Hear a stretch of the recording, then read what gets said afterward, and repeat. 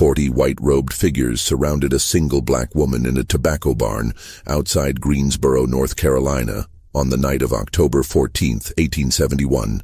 They expected her to beg. They expected her to run. What they didn't expect was the smile that crossed her face when she recognized 3 of them by the way they stood. The same 3 Confederate officers she'd watched bleed out in a field hospital tent 9 years earlier. The Klansmen had come to silence rumors about a woman who'd killed more Southern soldiers than entire Union regiments. What they found instead was someone who'd been waiting for them.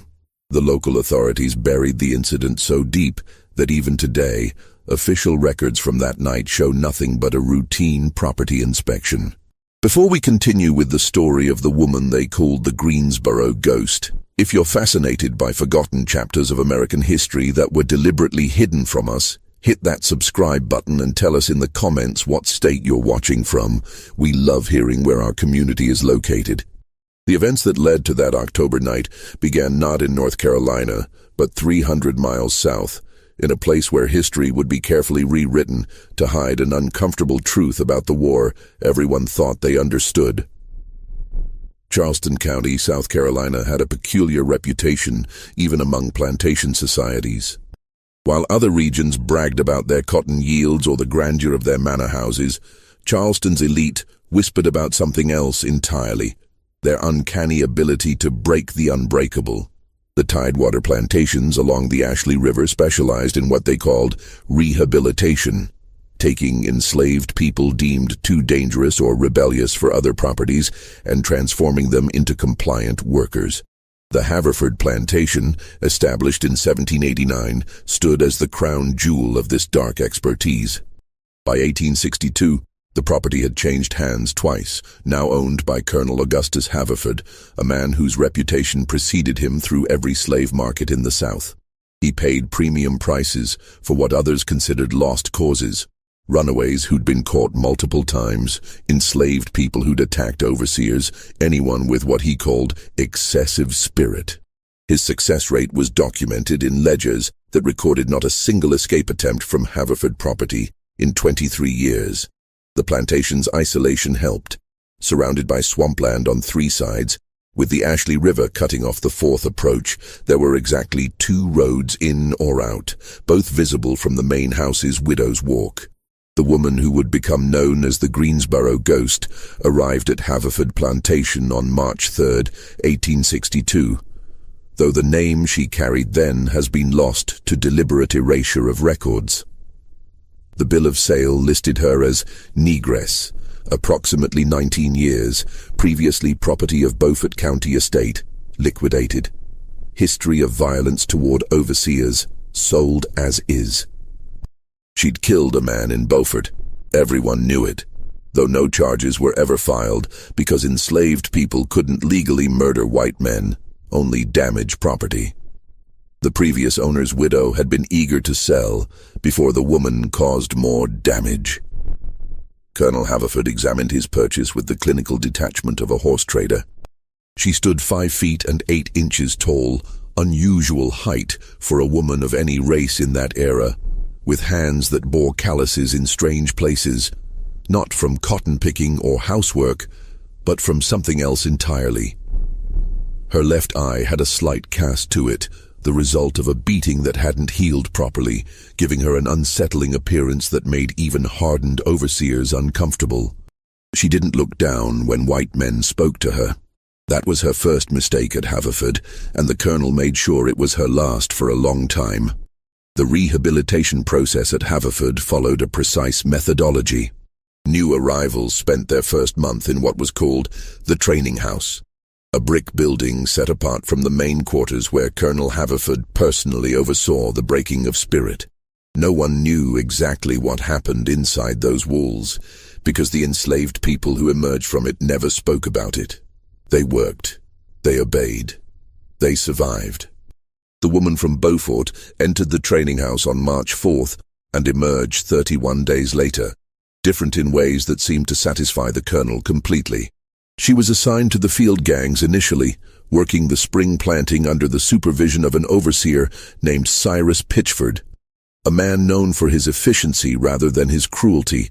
which, by plantation standards, meant he only used the whip when he deemed it necessary rather than as routine motivation.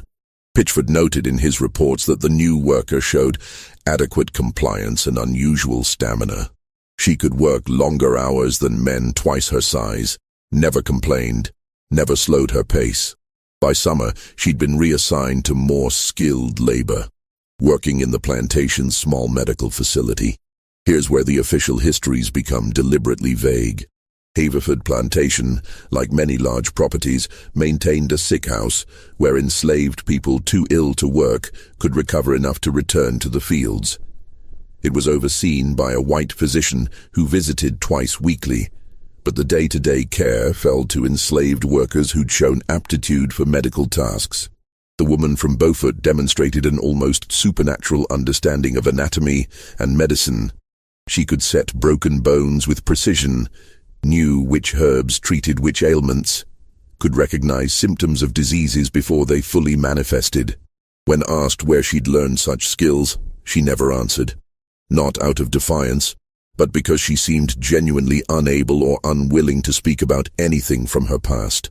Colonel Haverford, despite his reputation for brutality, recognized valuable skills when he saw them. By August 1862, the woman worked almost exclusively in the sick house, her value to the plantation having increased substantially.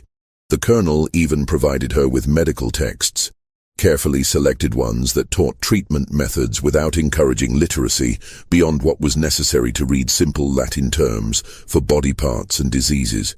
She absorbed everything with an intensity that made the visiting physician uncomfortable, asking questions that revealed a depth of understanding that shouldn't have existed in someone with no formal education. The arrangement might have continued indefinitely if not for the war that was steadily consuming the South. By fall of 1862, the Confederacy's initial optimism had curdled into desperate determination. Casualties overwhelmed military hospitals, and plantation owners with medical facilities found themselves volunteered, sometimes voluntarily, sometimes not, to treat wounded soldiers. Haverford's sick house was converted into a Confederate field hospital in November 1862, and the woman from Beaufort found herself treating the same men who fought to keep her enslaved. The first Confederate soldiers arrived at Haverford Plantation on November 19, 1862, casualties from a skirmish near Pocataligo that official records barely mention. 17 men, ranging from superficial wounds to injuries that would claim their lives within days. The plantation's sick house, built to accommodate perhaps 8 people comfortably, suddenly housed more than double that number. The visiting physician, Dr. Marcus Bellingham, appeared overwhelmed from the moment the wagons rolled up the long drive. He was a competent doctor for civilian ailments, fevers, births, broken bones from farming accidents, but military medicine was beyond his experience. Men arrived with Minier balls lodged in bone, with infections that spread like wildfire in the humid low-country air, with wounds that exposed internal organs to insects and contamination. The woman from Beaufort worked those first 3 days without sleep. Dr. Bellingham observed her with growing unease as she moved between patients with an efficiency that seemed impossible for someone of her station. She knew which wounds needed immediate attention and which men were beyond saving. She could extract bullets with steady hands while soldiers screamed and thrashed.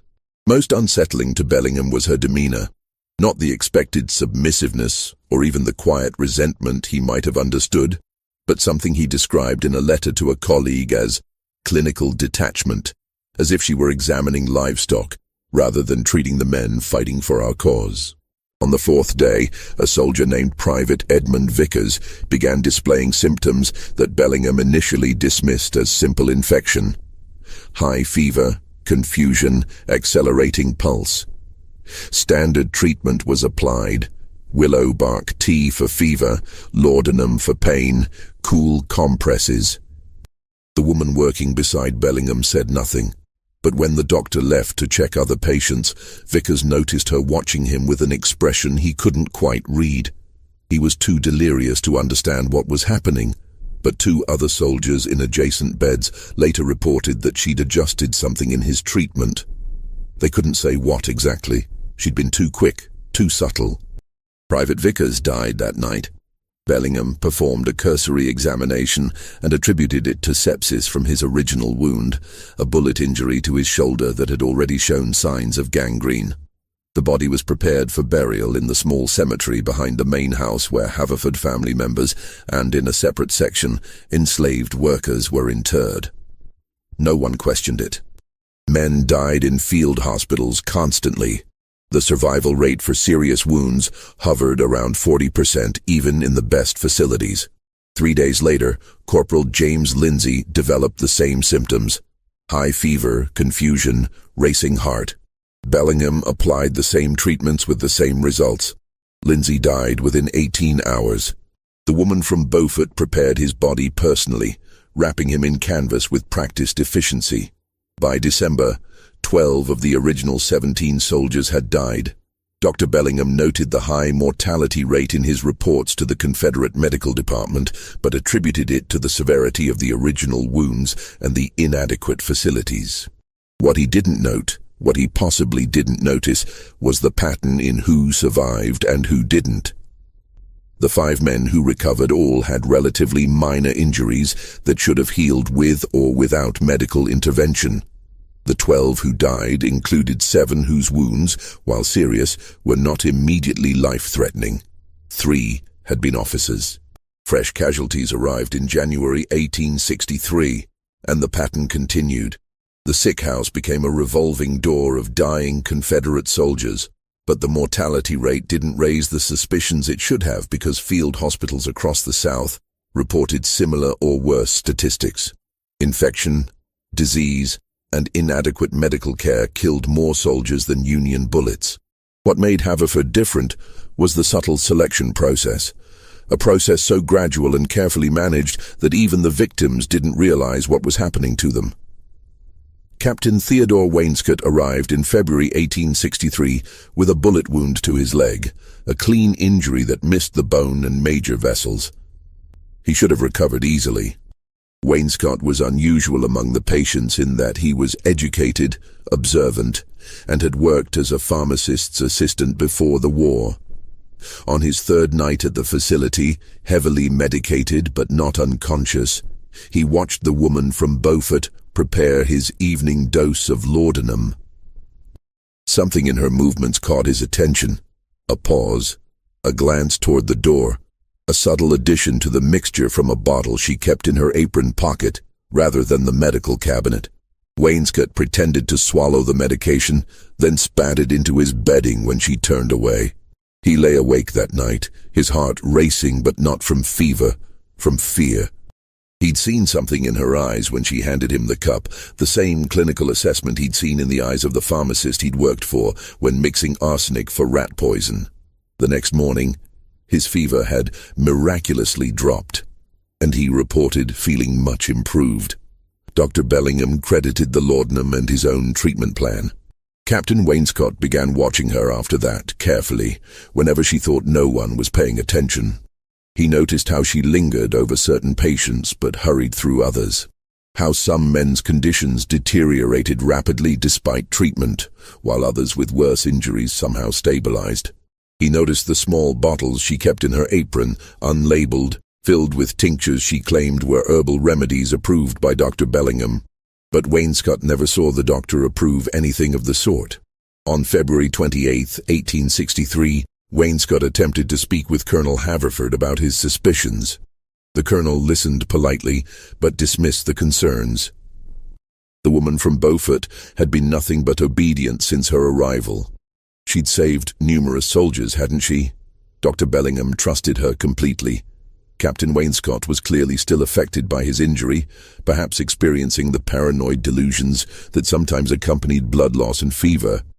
He should rest, recover, and stop troubling himself with unfounded suspicions about a mere slave doing her assigned work. Wainscott recovered fully and was sent back to his regiment in mid-March. Before he left, he pulled aside 2 soldiers who'd also survived their stays, Lieutenant Patrick Hornsby and Private Calvin Strickland. He told them what he'd observed, what he suspected, and urged them to watch their treatments carefully.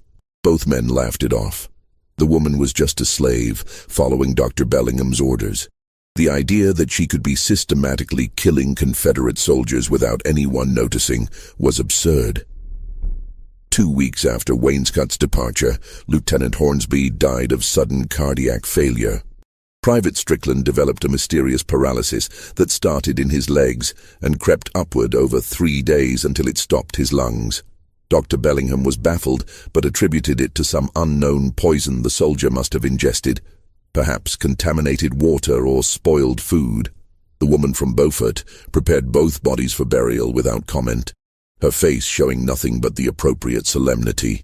The spring of 1863 brought escalating casualties as the war intensified throughout the Carolinas. Haverford Plantation's field hospital expanded to include 2 additional buildings, a converted tobacco barn and a former overseer's cottage. Dr. Bellingham could no longer personally oversee all treatments, relying increasingly on the woman from Beaufort to manage day-to-day care while he focused on the most critical cases. Colonel Haverford, recognizing the propaganda value of his plantation's contribution to the war effort, began inviting local officials and military officers to tour the facility. He showcased his prized medical worker as an example of loyal slaves supporting the Confederacy, though he never allowed her to speak to visitors, only to demonstrate her skills under his careful supervision. The death toll at Haverford's facility continued to climb throughout spring and summer. But so did the survival rates at comparable hospitals, making statistical comparison impossible. What went unnoticed was the specific profile of soldiers who died. Officers more frequently than enlisted men, soldiers from wealthy families more often than poor farmers, educated men more than illiterate ones. The pattern was subtle enough that it could be attributed to coincidence or the natural variation in patient outcomes. Only someone actively looking for a pattern would have noticed it, and no one was looking. In August 1863, a Union raid disrupted supply lines to Charleston, and the Confederate Army temporarily relocated the Haverford facility's patients to a military hospital in Columbia.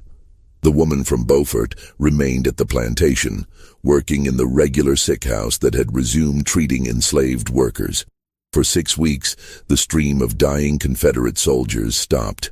Colonel Haverford noted increased productivity among his enslaved workforce during this period. Fewer people sick, faster recoveries, no mysterious deaths. The military hospital in Columbia, meanwhile, reported no unusual mortality rates among the transferred patients. Several soldiers who'd been deteriorating at Haverford actually improved once moved. An Army surgeon named Dr. Nathaniel Grayson noted this in his reports but attributed it to better facilities and more experienced medical staff. He did comment in a letter to a colleague that several patients spoke of an uneasiness they'd felt at the plantation hospital, though none could articulate why beyond the general discomfort of being nursed by Negroes.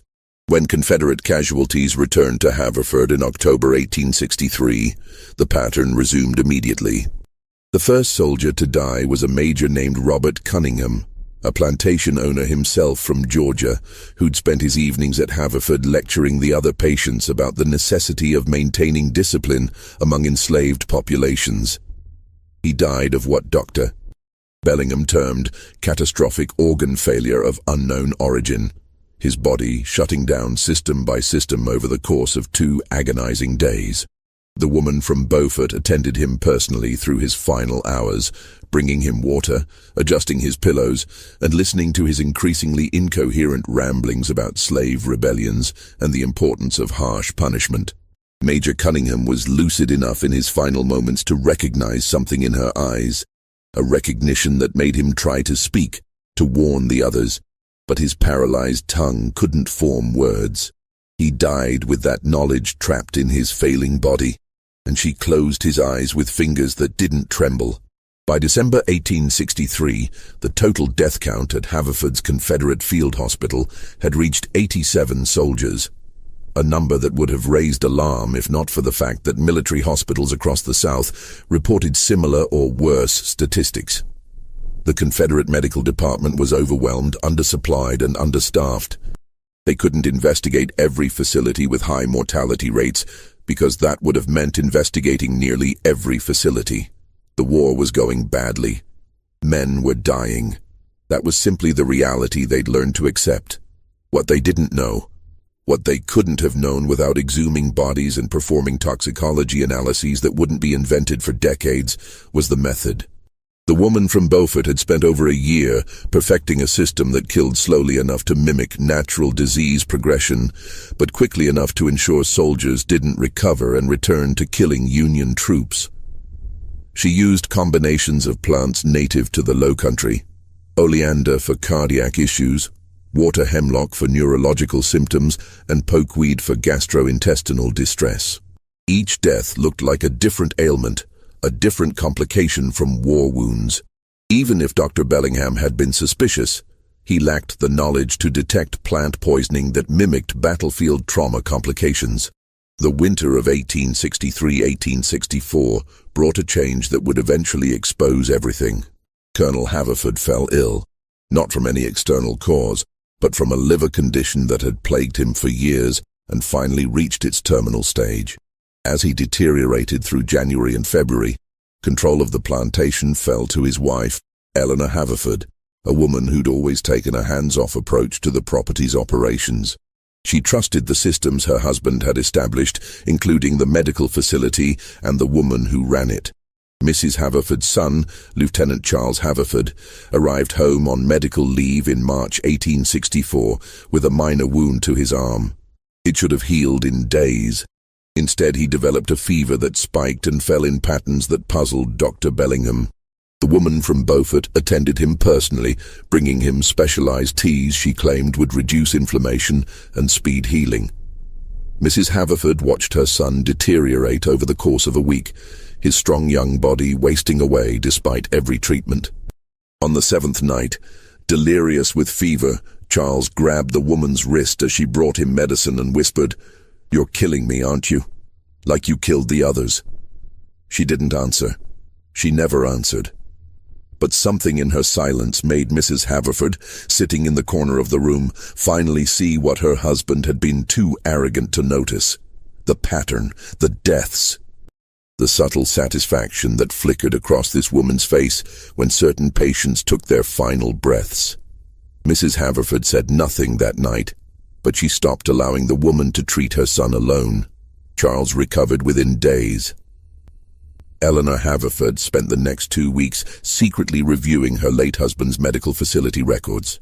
Colonel Haverford had been meticulous in his documentation, maintaining detailed logs of every patient admitted, treated, and released, or buried.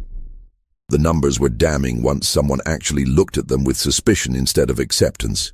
Between November 1862 and March 1864, 143 Confederate soldiers had been treated at Haverford Plantation. 94 had died. The mortality rate of 65.7% was high, but not impossible for a field hospital. What stood out when examined closely was the distribution of deaths.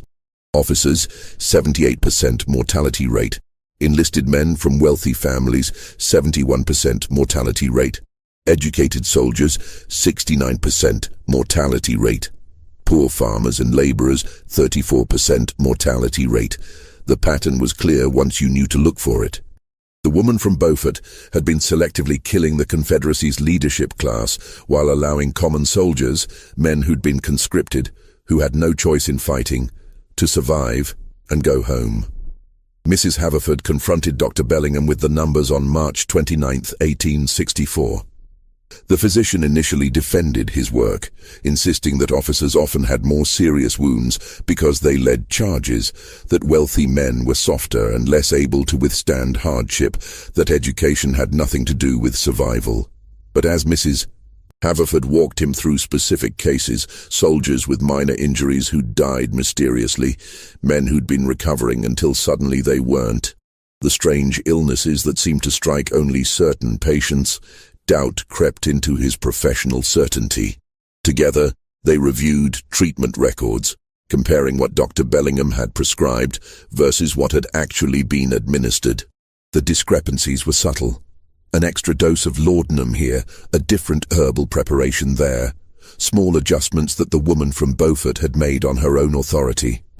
Bellingham had trusted her because she'd proven competent, because the war had forced him to rely on help wherever he could find it, because the idea that an enslaved woman could systematically murder Confederate soldiers under his supervision was so absurd, he'd never considered it. The realization that he'd been an unwitting accomplice to nearly 100 deaths shattered Dr. Bellingham. He wanted to notify the authorities immediately, to have the woman arrested and tried. Except there was no legal framework for trying an enslaved person for murder of white men. Enslaved people weren't legal persons capable of committing crimes. They were property that could damage other property. The entire legal and social system that supported slavery had created a blind spot in which this woman had operated for 16 months.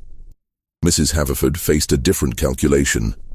If word spread that Haverford Plantation had been the site of mass murder of Confederate soldiers, that her husband, now deceased, had unknowingly facilitated it, the family's reputation would be destroyed.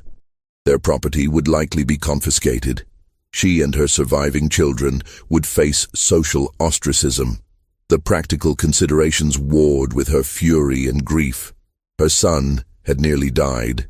94 soldiers had died, but exposing the truth would destroy everything the Haverford family had built over 3 generations. On April 2, 1864, Mrs. Haverford made her decision. The field hospital would close immediately, with remaining patients transferred to Columbia. Dr. Bellingham would resign, citing age and exhaustion. The woman from Beaufort would be sold immediately to a buyer as far from South Carolina as possible, with no mention of her medical skills or her history at Haverford.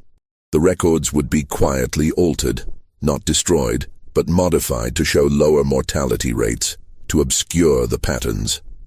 Within the Confederate bureaucracy, already overwhelmed and disorganized, no one would notice or care about discrepancies in one field hospital's documentation. Dr. Bellingham agreed, though the decision would haunt him for the rest of his life. The woman from Beaufort was informed she was being sold on April 5th. She showed no reaction, packed the few possessions she'd been allowed, and waited for the trader who would take her away.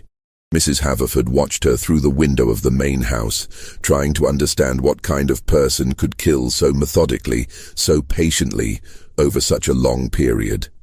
The woman never looked toward the house, never acknowledged the dozens of graves behind it, never showed any emotion at all. The slave trader who arrived on April 8th was named Jasper Crenshaw, a man who specialized in difficult sales. Enslaved people with problems that made them undesirable to most buyers. Mrs. Haverford told him only that the woman had become unsuitable for plantation work and needed to go somewhere she'd have no contact with white people beyond basic supervision. Crenshaw nodded, understanding immediately. Some enslaved people developed dangerous attitudes, and the safest solution was to move them far away, where their history was unknown. He had a buyer in Tennessee looking for field workers, no questions asked, no history required. The sale was completed for $800, a fraction of what the woman would have brought if her medical skills had been advertised, but Mrs. Haverford wanted her gone more than she wanted fair value. The woman from Beaufort left Haverford Plantation on April 10, 1864, in chains in the back of Jasper Crenshaw's wagon. She'd been at the property for exactly 25 months and 13 days. During that time, she'd killed 94 Confederate soldiers, a fact that would remain hidden for 7 more years, and even then would be dismissed as impossible, as propaganda, as the fevered imagination of defeated Southerners looking for scapegoats. As the wagon rolled down the long drive away from the Ashley River plantation, she looked back once at the cemetery where her victims rested, and witnesses later swore they saw her smile. But the story didn't end there. It should have. Mrs. Haverford believed it had, Dr. Bellingham hoped it had, and Jasper Crenshaw didn't care one way or another as long as he got paid. What none of them knew was that the woman from Beaufort had spent 16 months not just killing Confederate soldiers, but studying them, learning their tactics, their weapons, their weaknesses, understanding how Confederate military medicine worked, how casualty reports were filed, how the bureaucracy of war could be exploited. She'd turned Haverford Plantation into her own personal academy of warfare, and her education was about to be put to use in ways that would make her time at the field hospital seem merciful by comparison. Jasper Crenshaw's wagon never reached Tennessee.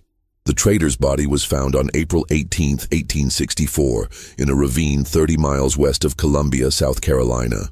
His throat had been cut with professional precision, not the wild slash of a desperate runaway, but the controlled stroke of someone who knew exactly how to sever the carotid artery for maximum blood loss and minimum struggle.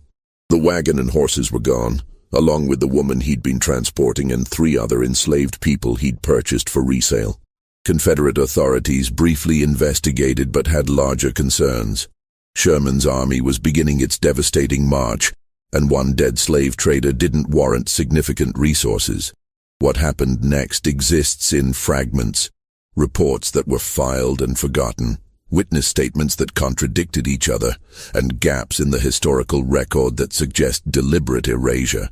Between April 1864 and April 1865, Confederate military records from Georgia and the Carolinas contain references to unusual casualties that couldn't be attributed to Union action. Soldiers found dead at their posts with no signs of battle. Small patrols that vanished completely. Officers who died in their sleep in supposedly secure camps. The numbers were never large enough to constitute a crisis. 2 men here, 5 men there. A dozen lost in what was assumed to be a Union raid that left no other evidence.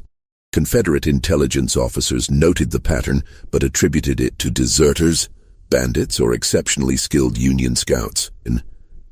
What they didn't consider was that someone trained in killing might have access to Confederate camps precisely because she didn't fit the profile of a threat. An escaped slave woman traveling alone would be stopped, questioned, returned to her owner, or killed. But a woman traveling with forged papers claiming to be a free black nurse offering medical services. Confederate commanders desperate for any medical assistance often looked the other way at irregularities in documentation, especially when the person offering help demonstrated genuine skill. Captain Theodore Wainscott, the pharmacist's assistant who'd survived Haverford Plantation and tried to warn others, encountered her again in September 1864 near Atlanta. He'd risen to major by then, commanding a supply depot that supported Confederate forces retreating from Sherman's advance. A black woman arrived at the depot, claiming to be a nurse displaced from a hospital in Macon, carrying papers that identified her as a free woman named Sarah Bridgewell. The papers were convincing forgeries, good enough to pass casual inspection in the chaos of the Confederate retreat. Wainscott recognized her immediately, the height, the slight cast to her left eye, the way she moved with economic precision. He approached her carefully, not accusing, just observing. She showed no sign of recognition, maintaining her role as the displaced nurse seeking to help wounded soldiers.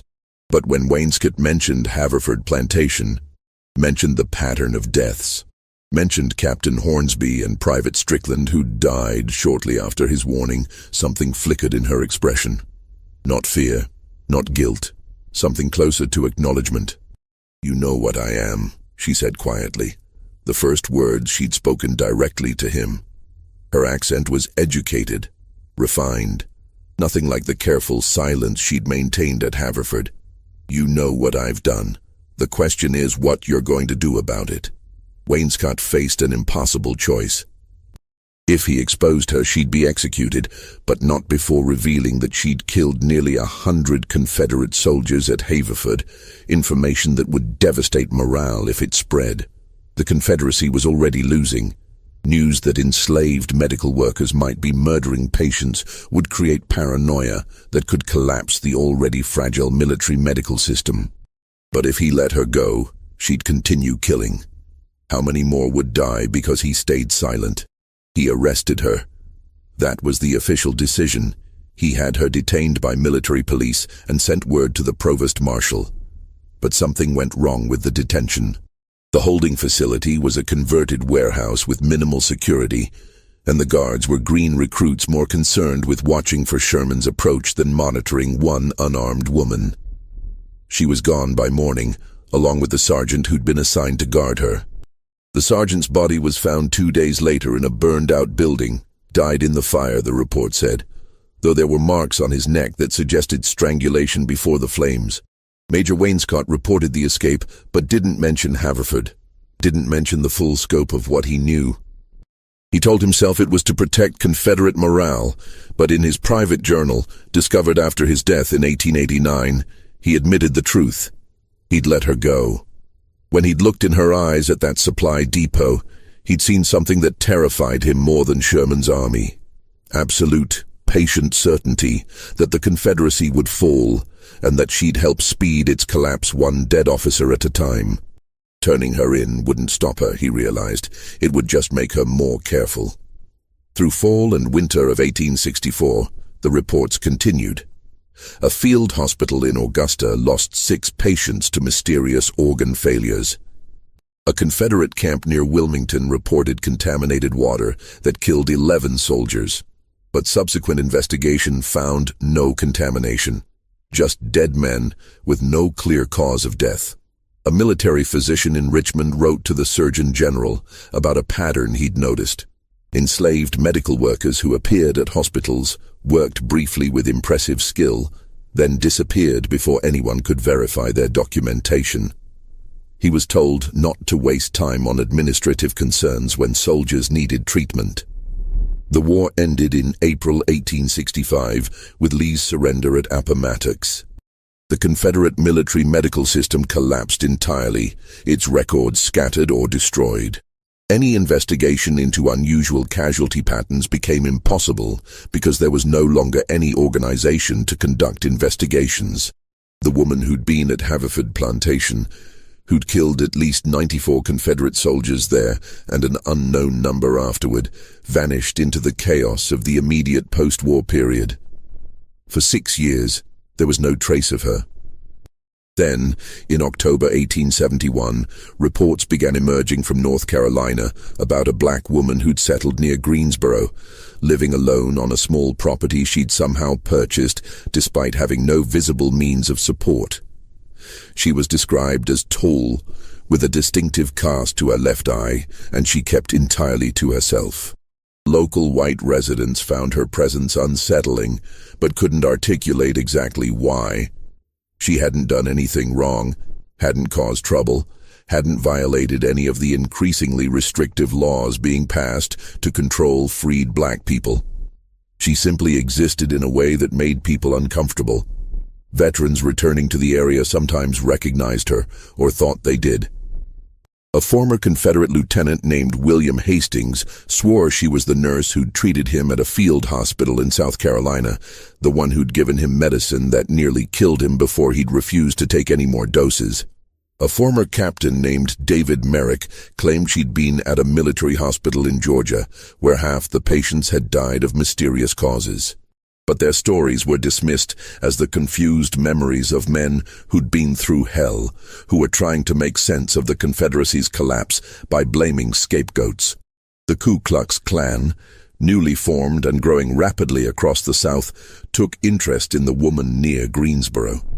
Not because of any crimes they could prove, but because her independence itself was a threat. A black woman owning property, living without white supervision, carrying herself with a confidence that suggested she feared no one, that was intolerable to men trying to rebuild white supremacy from the ruins of the Confederacy. They decided to make an example of her to show what happened to freed slaves who forgot their place. They had no idea who they were actually threatening. No idea that the woman they planned to terrorize had killed more Confederate soldiers than entire Union regiments. No idea that she'd spent the 6 years since the war's end not running or hiding, but waiting for the moment when the men who'd fought to keep her enslaved would come for her again, so she could finish what she'd started at Haverford Plantation. Just when we thought we'd seen it all, the horror in Greensboro intensifies. If this story is giving you chills, share this video with a friend who loves dark mysteries, hit that like button to support our content, and don't forget to subscribe to never miss stories like this. Let's discover together what happens next. The Klan's plan was simple: refined through dozens of similar raids across the reconstructed South. 40 men, a force large enough to overwhelm any resistance but small enough to move quietly, would surround the property at night, burn the woman out of her house, and deliver whatever punishment seemed appropriate. Most raids ended with beatings, sometimes with lynching, occasionally with rape. The specifics didn't matter as much as the message. Black independence would not be tolerated. October 14, 1871 was chosen for its symbolism, a Saturday night when many freed black people gathered for church services the next morning, making the raid's aftermath maximally visible as a warning. The 40 Klansmen assembled at a farm 3 miles from the woman's property at 10 o'clock in the evening. They wore their white robes and hoods, carried torches and rifles, and rode with the confidence of men who'd never faced real resistance in these operations. Former Confederate soldiers mostly, men who'd survived the war and returned home to find their world turned upside down. Slaves freed, Union troops occupying southern cities, black men voting in elections. The raids gave them back a sense of power and purpose. They surrounded the woman's property at 11:30, positioning men at every possible exit. The house was a simple wooden structure, 1 story, 2 rooms visible from outside. A small barn stood behind it, not the tobacco barn that would later appear in newspaper accounts, but a shed barely large enough for a horse and cart. 1 lamp burned in the front window, suggesting the woman was still awake. The Klan leader, a former colonel named Benjamin Pritchard, gave the signal. Torches were lit. Men moved forward. The front door opened before they reached it. The woman stood silhouetted against the lamplight, wearing a simple dress, unarmed, alone. She didn't scream or run. She studied the approaching men with the same clinical assessment she'd used at Haverford Plantation, and several of them later admitted to feeling uncomfortable under that gaze, like livestock being evaluated at market. "Evening," she said, her voice carrying clearly across the yard. "I wondered when you'd come." Pritchard stepped forward, assuming command. "You're coming with us. Gonna teach you what happens to uppity niggers who forget their place." "Am I?" She tilted her head slightly, and that's when 3 of the men in white robes recognized her. Captain Andrew Sewell had been treated at a Confederate hospital in Augusta, where 6 patients had died mysteriously. Lieutenant Marcus Pemberton had survived Haverford Plantation, but remembered the nurse who'd made him increasingly uncomfortable during his stay. Former Major William Hastings had tried to tell people about her for 6 years, but no one would listen. All 3 men had the same realization simultaneously, tried to speak, tried to warn Pritchard, but the words caught in their throats because what they needed to say was too absurd to voice. This lone, unarmed woman was the most dangerous person any of them had ever encountered.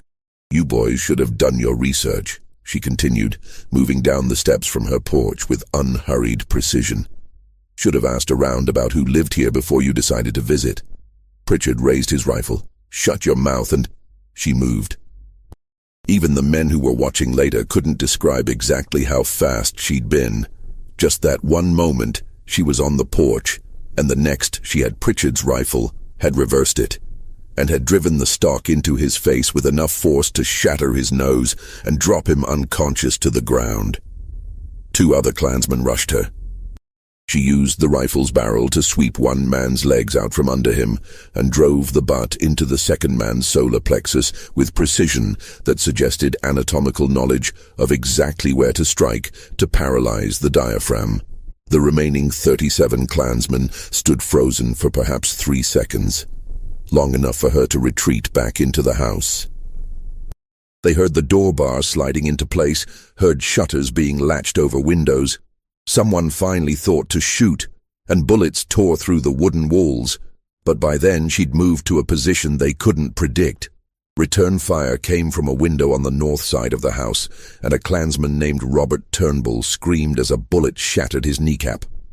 "She's got a rifle," someone shouted, stating the obvious while men scattered for cover. But the return fire continued from different positions, east window, south window, back toward the north side. The Klansmen began to realize she had multiple rifles positioned throughout the house, preloaded, ready for exactly this scenario. This wasn't a terrified victim they'd cornered. This was someone who'd prepared for them. Former Major Hastings finally found his voice. "It's her, from Haverford. She killed almost 100 of our boys during the war." "She's one woman," someone shouted back. "We're 40 men." 37 now, she called from inside the house, her voice eerily calm. "Pritchard's down, unconscious. Turnbull's bleeding badly from that knee. He'll lose the leg if he doesn't get treatment soon. That leaves 37 of you against someone who's been killing Confederate soldiers for a decade. How many of you want to be next?" They should have rushed the house then, overwhelmed her through sheer numbers. But the way she'd moved, the precision of her violence, the complete absence of fear in her voice, it created a psychological barrier that turned 40 raiders into a confused mob. Some wanted to retreat, others wanted to burn the house. A few wanted to negotiate. The Klan's strength had always come from terrorizing defenseless people, and this woman was definitively not defenseless. The standoff lasted 4 hours. During that time, the woman picked off 7 more Klansmen who exposed themselves trying to get better positions. Not kill shots. She aimed for knees, shoulders, hands, injuries that would disable without immediately threatening life. It was a deliberate choice that the survivors later recognized as mercy of a sort, though it didn't feel merciful when bullets shattered bone with surgical precision. She could have killed them all, they realized. She was choosing not to, and somehow that was more terrifying than if she'd simply started executing them. Around 3 in the morning, someone set the barn on fire, thinking it would force her out or at least provide light to see by. The structure went up fast. Dry wood, old hay, perfect kindling. The flames illuminated the yard, and the Klansmen finally got a clear count of their casualties. 11 men down with serious injuries. Pritchard still unconscious. Turnbull had bled out despite attempts to tourniquet his leg. This raid, meant to terrorize one woman, had become a military engagement they were losing badly. Former Lieutenant Pemberton, who'd finally remembered why the woman had disturbed him so much at Haverford, made a decision. He stood up, raised his hands, and walked into the open. "We're leaving," he called toward the house. "We're taking our wounded and we're going. We won't come back." Silence from the house. Then, "How do I know you'll keep that promise?" "Because you could have killed us all by now and didn't," Pemberton replied. "Because I know what you did during the war, and I know you were selective about it. Officers, wealthy men, the ones who owned slaves and profited from it. You let the common soldiers go home. We're going home now, all of us who are left." More silence. Then the front door opened and she emerged, holding a rifle but not aiming it. She looked at each man still standing, her gaze lingering on faces she recognized from field hospitals years earlier. "I counted," she said quietly. "Counted every Confederate soldier I killed. 187 at Haverford and after. Plus 23 tonight would be 210. But I don't need to hit 210. 187 is enough. Go home. Tell people what happened here. Tell them the Greensboro ghost is real, that she killed 200 Confederate soldiers and lived to tell about it." "You only killed 187, someone objected. She smiled then, and it was the expression that made even the bravest men step back. "I'm rounding up, for psychological impact. The exact number doesn't matter as much as the message. There are consequences for what you did, and I was those consequences. Go home." They went.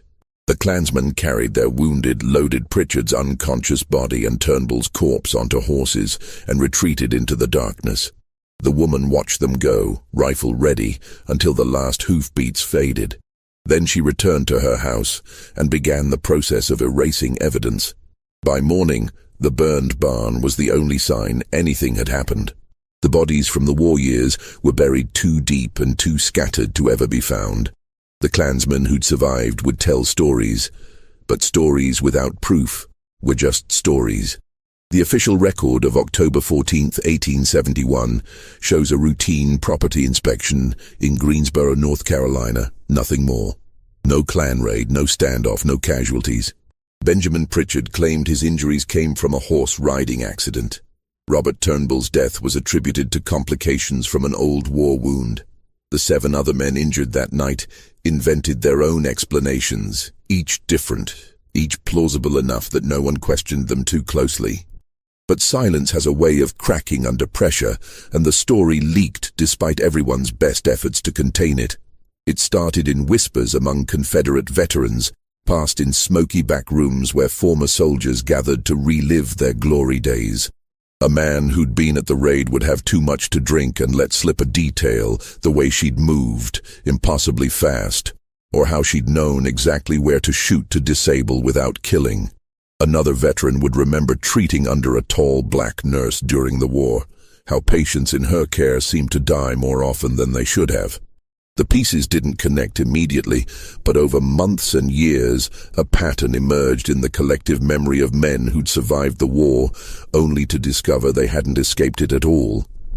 Former Major Wainscott heard these whispers throughout the 1870s. In his journal entries from 1872, he documented no fewer than 17 separate accounts from different veterans who claimed to have encountered the same woman in different Confederate medical facilities between 1862 and 1865. The descriptions matched too precisely to be coincidence. The height, the distinctive eye, the unsettling competence, the pattern of deaths that followed her wherever she worked. Wainscott began his own investigation, writing letters to surviving Confederate medical officers, reviewing what scattered records still existed from field hospitals across the South. What he discovered disturbed him more than he'd anticipated. The official Confederate casualty records, those that survived the war's end, showed anomalies in multiple locations where the woman was reported to have worked. A field hospital in Augusta that normally maintained a 40% mortality rate suddenly spiked to 73% during a 3-week period in late 1864, then returned to normal after a black medical worker left abruptly. A facility in Wilmington lost 19 patients in 5 days to what was termed epidemic illness, but no other hospitals in the region reported similar outbreaks. Most tellingly, when Wainscott cross-referenced the dates of reported sightings with Confederate officer casualties, he found a correlation that couldn't be explained by chance. Wherever she appeared, lieutenant-level and higher casualties increased by an average of 42%. Wainscott never published his findings. The implications were too explosive for a South still reeling from defeat and desperately constructing narratives of noble lost cause mythology. To admit that a single enslaved woman had systematically murdered hundreds of Confederate soldiers, not in combat, but through medical care they'd trusted, would shatter the romantic myths white Southerners were building about faithful slaves and honorable warfare. So Wainscott kept his research private, adding to it obsessively until his death in 1889, when his family discovered dozens of notebooks filled with documentation, calculations, and tortured moral reasoning about his own complicity. The woman herself remained on her property near Greensboro for 3 years after the confrontation, but her presence there became increasingly untenable as the story spread. Not because anyone dared confront her directly. The Klan's failure had made that lesson clear, but because her very existence was a challenge to white supremacy that couldn't be tolerated indefinitely. Local officials began finding bureaucratic reasons to harass her. Disputed property boundaries, questions about the legitimacy of her deed, suggestions that a woman living alone might be engaged in immoral conduct. None of these efforts escalated to direct action because everyone remembered what happened to the last group of white men who'd tried to intimidate her. In the spring of 1874, a delegation of 3 black community leaders visited her property. They were men who'd gained modest influence during Reconstruction. A minister, a teacher, and a shopkeeper who'd managed to purchase his own business. They came with a proposal: leave North Carolina while you still can on your own terms. The political winds were shifting, they explained. Federal troops were withdrawing from the South. The protections of Reconstruction were eroding. White Southerners were regaining control through violence and intimidation, and her presence, her very survival, was becoming a rallying point for white resentment that endangered the entire black community. She listened without interruption as they made their case. When they finished, she asked a single question. How many of you were slaves? All three raised their hands. Then you understand why I did what I did. They nodded. But you also understand, the minister said carefully, that your war is over. Ours is just beginning, and it's a different kind of war. One that requires survival, not revenge. Your presence here makes survival harder for the rest of us. She sold her property 2 weeks later to a white farmer for less than market value, packed what few possessions she'd accumulated, and left North Carolina in May 1874. Multiple conflicting accounts trace her movements after that point. A woman matching her description appeared in Philadelphia's black community later that year, working as a midwife under the name Sarah Bridgewell, the same alias she'd used during the war. Another report placed someone similar in Chicago's growing South Side neighborhood, treating patients in an informal clinic that served freed slaves who couldn't afford white doctors. A third account, less reliable, claimed she'd gone to Liberia with a group of freed slaves seeking to return to Africa. What's certain is that she disappeared from documented history completely. Unlike other notable figures from the Civil War era whose later lives were tracked through census records, city directories, or death certificates, no definitive record exists of what happened to the woman from Haverford Plantation. This absence itself is telling. It suggests someone who'd become expert at erasing her trail, at existing in the gaps between official documentation. The institutional response to her story revealed how deeply it threatened established narrative.